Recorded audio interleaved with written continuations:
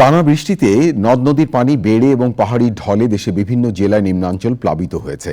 পানিবন্দী হয়ে পড়েছেন কয়েক লাখ মানুষ। পাহাড় ধসে স্বাভাবিক জীবনযাত্রা ব্যাহত হচ্ছে। বৈরী আবহাওয়ায় খাগড়াছড়িতে এইচএসসি এবং সমমানের পরীক্ষায় কেন্দ্রে উপস্থিত হতে পারেননি শিক্ষার্থীরা। রাঙামাটিতে আটকা পড়েছেন 500-রও বেশি পর্যটক। বিস্তারিত মিথিলা নাজনীর রিপোর্টে।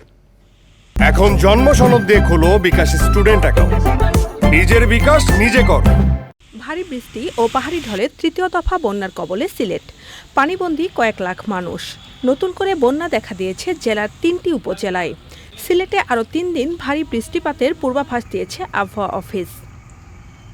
সুনামগঞ্জের নিম্নাঞ্চল দ্বিতীয় দফায় বন্যার কবলে। বন্যায় সুনামগঞ্জ জেলা সদরের সঙ্গে বিশম্বরপুর, তাহিরপুর ও জামালগঞ্জ উপজেলার সড়ক যোগাযোগ বিচ্ছিন্ন হয়ে পড়েছে। সুনামগঞ্জ পয়েন্টে সুরমা নদীর পানি বিপদসীমার 33 সেন্টিমিটার উপর দিয়ে প্রবাহিত হচ্ছে। নেত্রকোনায় টানা বৃষ্টি আর পাহাড়ি ঢলে নতুন করে আবারও বন্যার শঙ্কা দেখা দিয়েছে। জেলার প্রধান নদী উবদাখালীর পানি বেড়ে বিপদসীমার ওপর দিয়ে বইছে। এছাড়াও সোমেশ্বরী, কংস ও ধনু নদীর পানি বাড়ছে। কলমাকান্দায় নিচু এলাকায় লোকালয়ে পানি ঢুকেছে। কিছু কিছু এলাকায় গ্রামীণ সংযোগ সড়কগুলো ডুবে যাওয়ায় চলাচলে দুর্ভোগ বেড়েছে। গোখাদ্য নিয়ে কৃষকরা পড়েছেন বিপাকে। কুড়িগ্রামে কাউনিয়া পয়েন্টে তিস্তার পানি কমলেও বিভিন্ন পয়েন্টে ব্রহ্মপুত্র, দুধকুমার ও ধরলা নদীর পানি সমতলে স্থিতিশীল রয়েছে।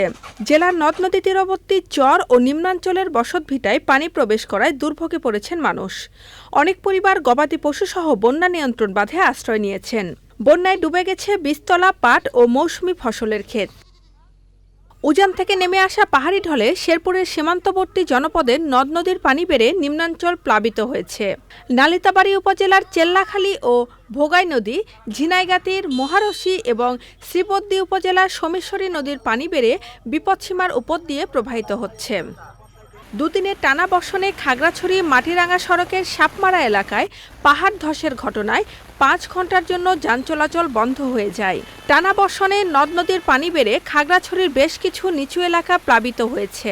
দীঘিনালা লংগদু সড়কের হেডকোয়ার্টার এলাকায় সড়ক ডুবে যাওয়ায় বন্ধ হয়ে গেছে রাঙামাটির লংগদুর সাথে সারা দেশের সড়ক যোগাযোগ। পানিবন্দী হয়ে পড়েছে দীঘিনালার মেরুং বাজার। রাঙামাটির বাঘাইছড়িতে ভারী বৃষ্টিপাত এবং পাহাড়ি ঢলে নিম্নাঞ্চল প্লাবিত হয়েছে। সাজেকে আটকা পড়েছেন 500-র বেশি পর্যটক। বাঘাইছড়িতে ভারী বৃষ্টিপাত এবং পাহাড়ি ঢলে নিম্নাঞ্চল প্লাবিত হয়েছে। খোলা হয়েছে 55টি আশ্রয় কেন্দ্র। মিথিলা নাজনীন, চ্যানেল আই।